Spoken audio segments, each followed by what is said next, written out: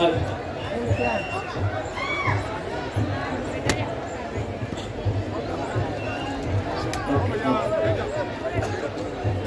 जोहार का नारा है, जय जोहार का नारा है। दो हाथ ऊंचा करके जय जोहार का नारा है, जय जोहार का नारा है, जय जोहार का नारा है। यह नारा 2015 में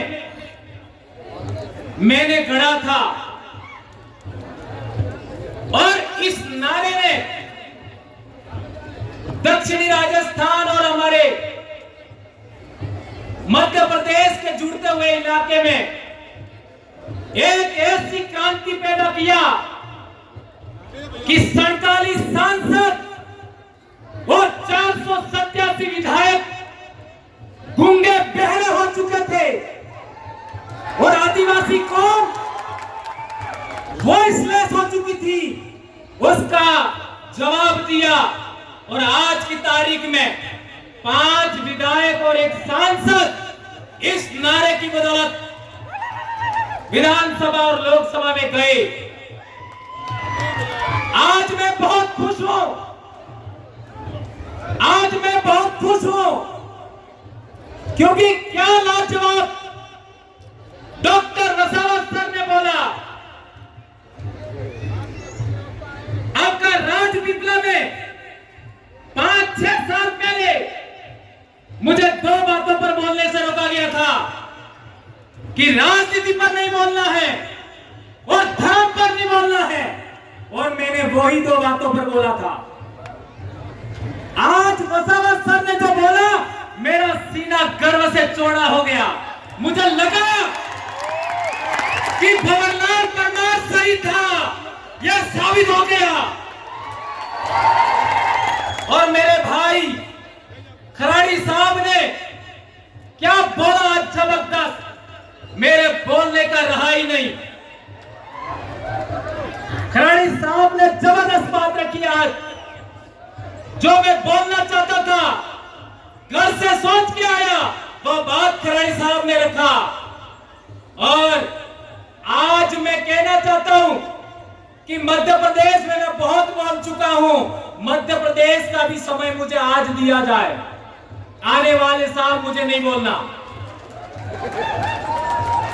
दोस्तों, बारू दादा ने बहुत बड़ी बात बताई कि शोषण की परिभाषा क्या हो, अत्याचार की परिभाषा क्या हो।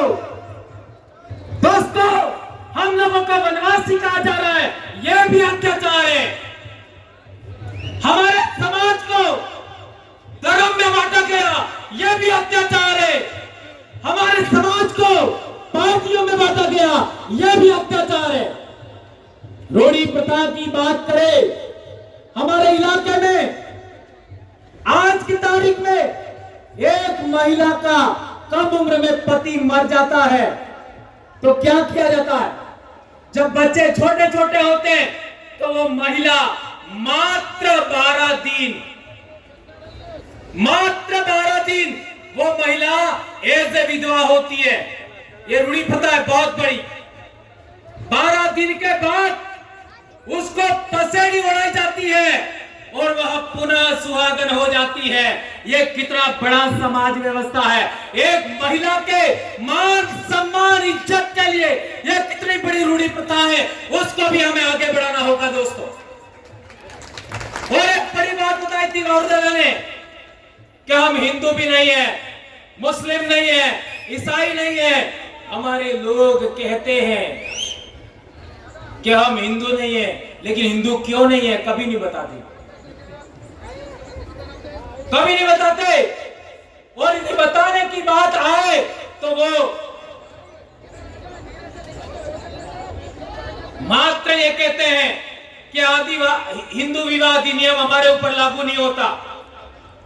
आज रतलाम में देखिए, जाबुआ अलीराजपुर दाहोद में देखिए, हमारे समाज का जब विवाह होता है तो एक कपड़े का अड़ूड़ा माड़वे में रखते हैं, उसके ऊपर एक लोटे में महुआ रखते हैं। मान्यवर चौधरी साहब कह रहे थे महुआ हर का एक लोटे में रखते हैं और उसके ऊपर दूसरा लोटा पानी भर के रखते हैं। क्या ये बात सही है? और उसके चारों तरफ फेरा लेने से पहले आरती की थाली से तिलक लगा जाता है धरती माता को। यह कितनी बड़ी रूढ़ी प्रथा है। अग्नि पूजा नहीं होता और इसके बाद इस कड़े के चारों तरफ फेरा लगाया जाता है। यह प्रथा किस विवाह पद्धति में बताइए? क्या यह भी प्रथा ब्राह्मण प्रथा में है क्या?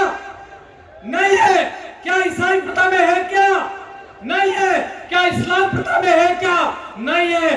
तो हम लोग हिंदू भी नहीं है, हम लोग ईसाई भी नहीं है, हम लोग मुस्लिम भी नहीं है। ये बात प्रमाणित होता है। और हिंदू तो कोई धर्म भी नहीं है। ब्राह्मण धर्म को हिंदू धर्म कहते हैं। ये बात समझना है तो हम लोगों को जबलपुर हाई कोर्ट का जजमेंट पढ़ना होगा। एक धर्म क्या होता है उसके लिए चार बड़ी बातें हैं। एक, जो वर्ण व्यवस्था है वो धर्म है, और दूसरा प्रायश्चित होता है वो धर्म है, और तीसरा बात है कि हमारा जो क्या कहते हैं आपका पूजा पद्धति का आधार है वो धर्म है। तो हमारे समाज की व्यवस्था के अंदर वर्ण व्यवस्था नहीं होता। ये सुप्रीम कोर्ट ने बोला है, आपका जबलपुर हाई कोर्ट ने बोला।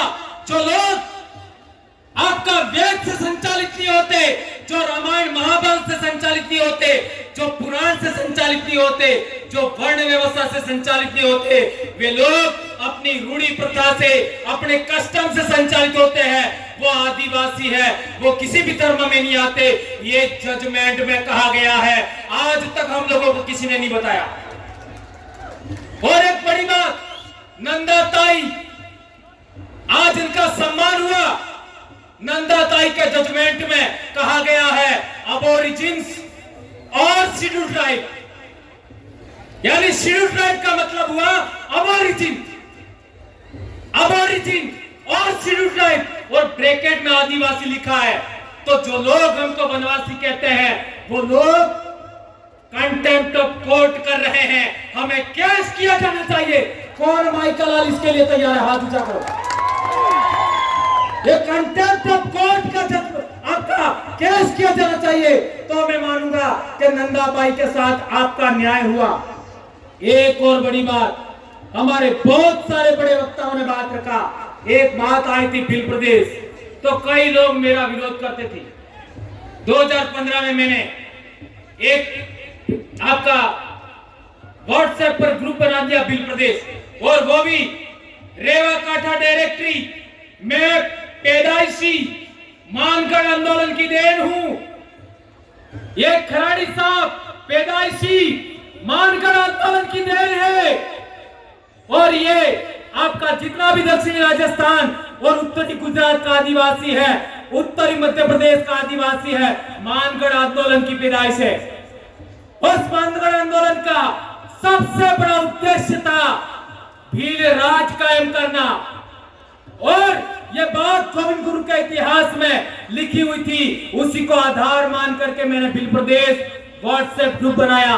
बहुत लड़ाई हुआ, लेकिन लड़ते लड़ते हम लोगों ने आज पूरे इलाके के अंदर ये बात फैलाने में कामयाब हुए। आज मेरे छोटे भाई चेतर वसावा ने बोला, आपने कितना इस्तेमाल किया।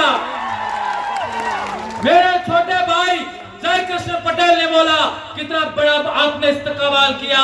और हमारे डामोर सर ने भी बात किया, आप लोगों ने उनको सर आंखों पे रखा। ये बात हम लोगों को आगे बढ़ाना है। लेकिन मेरा भील प्रदेश क्या है? मेरा भील प्रदेश एक राज्य से भी बड़ा है। मेरा भील प्रदेश का मतलब है जहां जहां भील राजा हुआ करते थे वो सारी जमीन भील आदिवासियों की है। ये आदिवासियों के जल जंगल जमीन की लड़ाई है। यह है भील प्रदेश मेरे लिए। भील प्रदेश का मतलब जहां जहां हमारा बाप दादा राजा महाराजा थे वो सारी जमीन हमारी है, चाहे वो आज की तारीख में कोई भी बैठा है। और एक बड़ी बात, हमारे लोग जो संसद में और विधानसभा में गए हैं, वे लोग जब हमारे समाज की एट्रोसिटी होती है, हमारे समाज का मर्डर हो जाता है, हमारे समाज के गांव उजाड़ दिए जाते हैं, हमारे समाज का पेशाब कर दिया जाता है मुंह पर, तब भी मुंह नहीं खोलते। उसका कारण क्या? ये बात मात्र बच गई थी वसुंधरा सर की स्पीच में, तो हमें जनप्रतिनिधि सिलेक्शन प्रणाली लागू करना होगा। जनप्रतिनिधि सिलेक्शन प्रणाली का मतलब क्या है? एक विधानसभा के अंदर करीब 500 लोग वोट करेंगे, जो जीतेगा वो चुनाव लड़ेगा, बात खत्म। एक लोकसभा में 700 लोग सभी गांवों के वोट करेंगे और जो जीता वो चुनाव लड़ेगा, बात खत्म। यह है जनप्रतिनिधि सिलेक्शन प्रणाली। इसी के आधार पर हमारे लोग आगे बढ़ रहे हैं। और एक बड़ी बात कि ये लोग नहीं बोलते हैं, तो क्यों नहीं बोलते हैं? तो उनका सिलेक्शन उन लोगों ने किया है। इसलिए मैं कहना चाहता हूं, आदिवासी क्षेत्र से कांग्रेस भाजपा बाइकॉट। आदिवासियों की महाराष्ट्र में दूसरी पार्टी बनानी है, बनाओ। मध्य प्रदेश में बनानी है, बनाओ। गुजरात में बनानी है, बनाओ। जितनी बनानी है बना लो, लेकिन आपका कोऑर्डिनेशन करना, अलायंस करना, लेकिन कांग्रेस भाजपा बाइकॉट, खत्म, टाटा बाय बाय। इसी तरीके से आदिवासी एकता कायम करना चाहते हो, रूढ़ी प्रथा बचाना चाहते हो, संस्कृति बचाना चाहते हो, तो तीनों धर्मों को भी बाइकॉट करना होगा। प्रकृति धर्म, आदिवासी धर्म, जो कहना कहो, इंडिजिनस धर्म, ट्राइबल रिलीजन 1931 में था, पुनः लागू करो। जो करना है करो, जो राय बनती है करो, लेकिन इनको आउट करना होगा। और ज्यादा नहीं तो इस दिमाग से तो आउट करो। है मान्यवर चौधरी सर कह रहे थे, मेरी बेटी एमबीबीएस कर रही है, मेरा बेटा एमबीबीएस कर रहा है, एक 9th क्लास में बेटा पढ़ रहा है, तीनों के सर्टिफिकेट के अंदर, स्कूल के अंदर आदिवासी लिखवाया मैंने। और मैंने नंदाबाई का रेफरेंस दिखा, वो कोर्ट में का जजमेंट लेके गया, ये आदिवासी लिखा है। और यदि आप नहीं लिखते हो, इस पर साइन करो, मैं आपके ऊपर कोर्ट ऑफ कंटेम्प्ट का केस ठोकूंगा। तो तहसीलदार भी डर गया और ये बात हो गया। एक अंतिम बात, हाँ, हमारे समाज के अंदर किसी का विवाह हो जाता है और किसी कारणवश आदमी महिला को दान क्षेत्र न्यायालय नियम दान એટલે अनाज, क्षेत्र એટલે मर्यादा, सम्मान, महिला के साथ सम्मान नहीं करे और पोटली पे करके रोज बदमाशी करे, मारे पीटे, तो हमारे महिला को छेड़ा छूट लेने का हक था। Am I right? और छेड़ा छूट का मतलब तारे मारे मामलों खत्म। तनी बीसी मળી શકે तो मना है काल जो कोई। यह बहुत बड़ी बात है दोस्तों। यह हमारी विवाह पद्धति, हमारी पूजा पद्धति, हमारी रूढ़ी प्रथा, कस्टमरी लॉ के लिए बहुत बड़ी बात है। एक और बात, जो टाइगर प्रोजेक्ट के नाम पर हमारी जमीन छीनी गई, अभी पालघर को लेकर के जो हुआ, पिछली बार कालूराम दादा ने बोला था और अभी एक भाई ने भी, हमारे साथी ने बोला, पालघर में क्या क्या हुआ,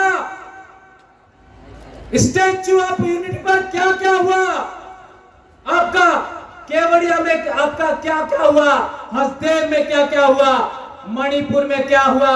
हमारे लोगों को गुमान था हमारी राज्यपाल आदिवासी है, हमारे लोगों को गुमान था हमारी राष्ट्रपति आदिवासी है।